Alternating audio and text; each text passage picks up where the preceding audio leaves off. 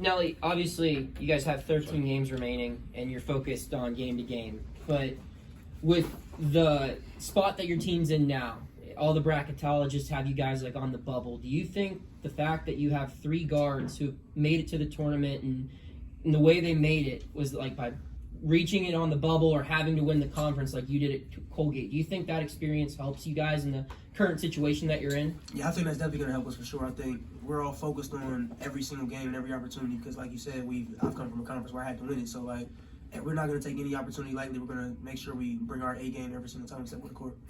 Nelly, you guys are one of just a handful of teams in the ACC that have a winning record on the road in conference play. What's so difficult about playing on the road, and why do you think you guys have been so successful? Yeah, I think the challenge on the road is really, a lot of teams have a home court advantage, but for us, we like to just, really just go in there and focus really a lot. I think we up our focus a lot on the road because we know the challenge that we're up for. Nelly, you're the guy that sees a lot, sees the whole court and has to keep track of things. What have you seen some of the younger guys like Fetty, Nate, and the twins do that help kind of put everything together and be puzzle pieces for you guys? Yeah, I think something I see is that if you walk out of this building or out of this thing right now, they're out there getting work in. So they work out really hard every single day, and I think when you do that type of stuff consistently, it's going to show on the court. Are they kind of showing like where, because there's energy that you can bring, but energy that's pointed in the right direction? Have you seen them kind of find those right spots to be that energetic force? Yeah, I think so. I think last game they had a really energetic block, and G had a good offensive rebound, and then we ended up converting and got some points off of it. So I think they're just finding their niche and really just bringing whatever the team needs. Nelly, after what happened Wednesday against Duke in that second half, you were able to come back for a win on Saturday in pretty convincing fashion, all things considered. How impressed were you with just how the team was able to kind of forget about Wednesday, so to speak, and learn from it and then go back and get a double-digit win on Saturday? I think we've been doing it all season, so I think we started off 1-3 and we had to kind of regroup then, so we've been continuously regrouping every single time we get hit. So that's something that's really great about this team, that when we get hit, we're not going to lay down. We'll get right back up and fight again. How do the guards complement each other so well, do you think? I think we complement each other really well just because, we're all in it for the right reasons. We all want to win. So when you all want to win and all your energy is pointed in the right direction, we find ways to make sure we complement each other. Compared to, yourself and JB, what does Nike bring to that backcourt? Nike brings, he always says it. He puts the battery in our backs, man. He puts the battery in his own back. Nike's always ready to play. He's the type of guy that you need on your team because anytime things go wrong, you can always turn to him. He's going to be there with full energy, ready to go. When did you find out about him telling your coach to keep Greg in the starting lineup in the second half? I didn't even know anything about it, to be honest. What's your reaction when you hear something like that? Nike's the type of guy that I would expect something like that from him because, he's all about winning. He's all about the right stuff. So to see him do that and just to hear the stories, it's a great story, but I expect that at Nike. No, guys like us worry about bracketology, even though it's only January. I was wondering, in the locker room, do you guys see it? Do you talk about it? No, we really don't. We really try to stay focused on our next opportunity. We can't take anything for granted. We don't want to look too far ahead, too far behind. We're going to just stay in the present moment. You share a backcourt with 2 guards who are 6'4" and JB and Nike. When they're playing the way they are, does it make it easier or more?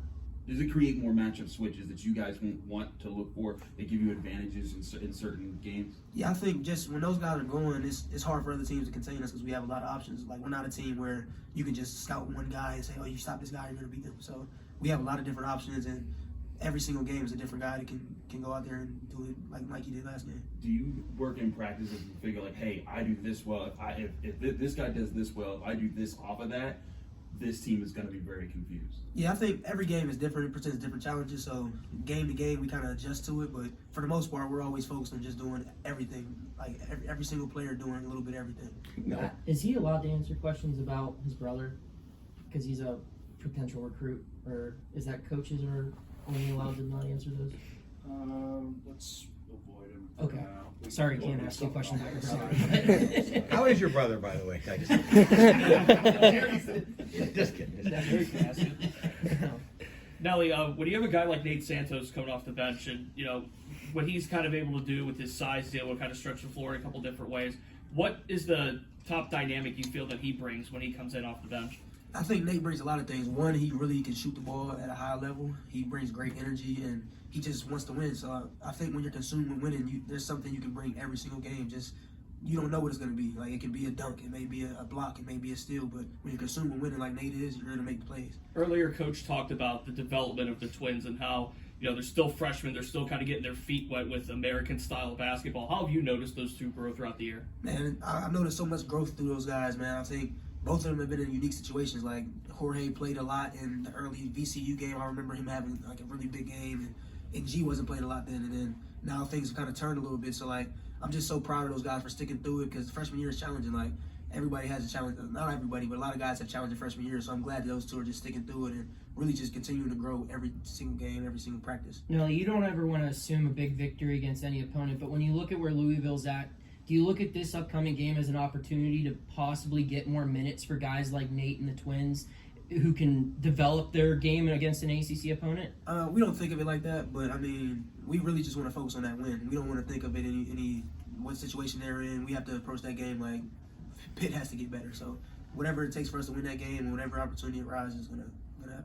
Nelly, after you got, how soon after you got here and started practicing with these guys this summer or whenever it was, when did you notice that this team was going to be a contender or a force in the ACC? To be honest with you, man, the day I stepped on campus, like, that was my goal the whole time. I never once had any type of wavering belief or anything. I always believed fully that we could turn this whole program around. So that was my plan, and that was my belief, and that's going to be the same way. What triggered that belief?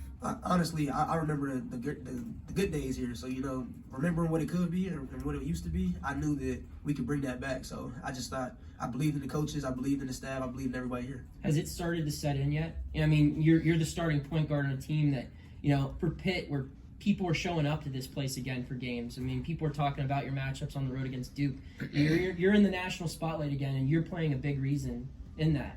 Has that set in with you at all, or are you just too locked in to really even notice it? Yeah, to be honest, I'm too locked in, man. Like, Blake said it in one interview, like, whatever people thought about us before, we want people to continue to think that. Like, we're so locked in and focused on getting better every single day. Like, we don't even see that, really. Do you think you'll be able to appreciate it when it's over? When it's over, maybe.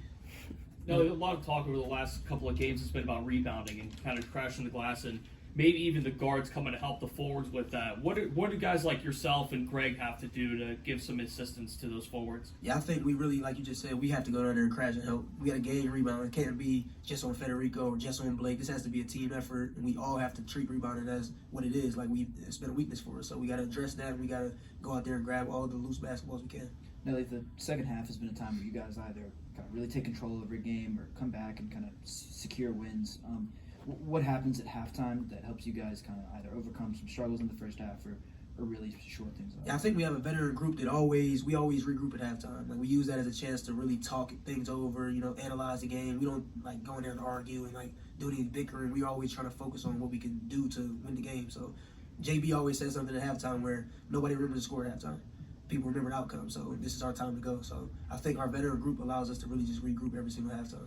What kind of a leader is JB for you guys? He's a really good leader, man. Like I said, like he has a lot of like quotes and a lot of words and stuff that stick with us when we go back out there. Like, nobody remembers score at halftime. Like, that's something huge for all of us that we all we rally around that. So JB's a great leader for us for sure. So if he's got the quotes, why do they call you the voice? Greg just called me that, man. Greg's great.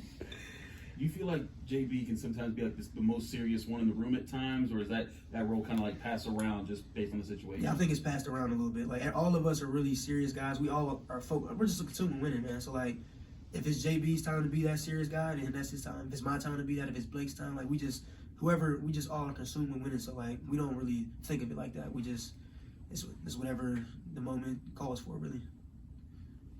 Thanks, guys. Thanks. Thanks, Nelly.